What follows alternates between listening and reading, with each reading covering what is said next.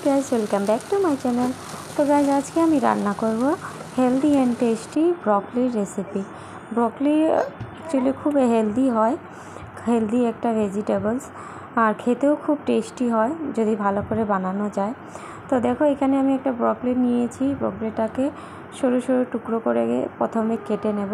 तो देखो आमी केटे निয়েছি, এইভাবে सरू सरू करे टुकरो करे केटे निয়েছি। এটাকে জলে ভিজিয়ে রাখবো কিছুক্ষণ, তারপর ধুয়ে ভালো করে পরিষ্কার করে তুলে নেব। তো এইদিকে দেখো আমি একটা প্যান বসিয়ে দিয়েছি, দিয়ে দিলাম সাদা তেল, তোমরা সরষের তেলও ইউজ করতে পারো। তেলটা আমার গরম হয়ে গেছে। দেখো এখানে আমি দিয়ে দেব ফোড়নে শুকনা লঙ্কা একটা চিড়ে দিলাম, দিয়ে দিলাম গোটা জিরা। জিরাটা দেখো ফুটে উঠেছে, জিরাটা ফ্রাই করা হয়ে গেছে। দিয়ে দিলাম আমি রসুন কুচি। রসুনটা বেশি কুচি করে কাটিনি, এরকম সরু সরু টুকরো করে কেটে নিয়েছি। রসুনটাকে হালকা করে ফ্রাই করে নেব।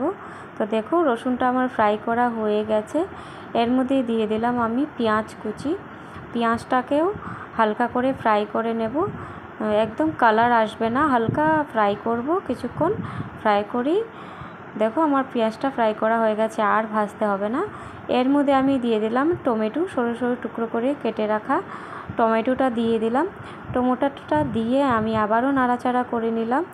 দিয়ে দেবো এখানে পরিমাণ মতো নুন, টমেটোটা একটু গলে যাবে তার জন্য। তো দিয়ে আবারও কিছুক্ষণ নাড়াচাড়া করব। দেখো জল ছেড়ে দিয়েছে নুন দেওয়ার সাথে সাথে। তো এর মধ্যে আমি দিয়ে দেব কেটে রাখা গাজর। তো গাজরটা আমি দেখো এইভাবে সরু সরু লম্বা লম্বা করে সরু সরু টুকরো করে কেটে নিয়েছিলাম, সেটা আমি দিয়ে দিলাম। দিয়ে গাজরটা একটুখানি ফ্রাই করে নেব, একটু ঢেকে দেব, ঢেকে একটু সিদ্ধ করে নেব, কারণ গাজরটা একটু সিদ্ধ হতে কোনো কোনো সময় টাইম লাগে এর জন্য। তো চলো গাজরটা ঢেকে দিই, মিডিয়াম টু ফ্লেমে রান্না করব। তো দেখো গাজরটা আমার 50% সিদ্ধ হয়ে গেছে, আরও 50% আমার রান্না করতে করতে সিদ্ধ হয়ে যাবে। তো দেখো আমার গাজরটা আর টমেটোটা সুন্দর গলে গেছে, পেঁয়াজটাও হালকা ফ্রাই হয়ে গেছে। এর মধ্যে আমি দিয়ে দিলাম যে কেটে রাখা ব্রকলিটা দিয়ে দিলাম। কিছুক্ষণ জলে ভিজিয়ে রেখেছিলাম, কারণ এটার মধ্যে কোনো সময় পোকা টোকা থাকে, তার জন্য একটুখানি ভিজিয়ে রাখতে হয়। তো ব্রকলিটা দিয়ে আমি ভালো করে নাড়াচাড়া করে নিলাম, করে দিয়ে দিলাম পরিমাণ মতন হলুদ, ছোটো চামচে 1 চামচ। তার মধ্যে দিয়ে দিলাম জিরার গুঁড়া কিছুটা, ধনে গুঁড়া দিয়ে আবারও নাড়াচাড়া করে নেব ভালো করে, এদিক সেদিক করে যাতে সব সবজির সাথে মশলাটা মিক্স হয়ে যায়। এইভাবে আস্ত হাতে সুন্দর করে নাড়াচাড়া করে নিলাম, করে আমি আবারও ঢেকে দেব যাতে ভালোভাবে মিডিয়াম টু লো ফ্লেমে সিদ্ধটা হয়ে যায়।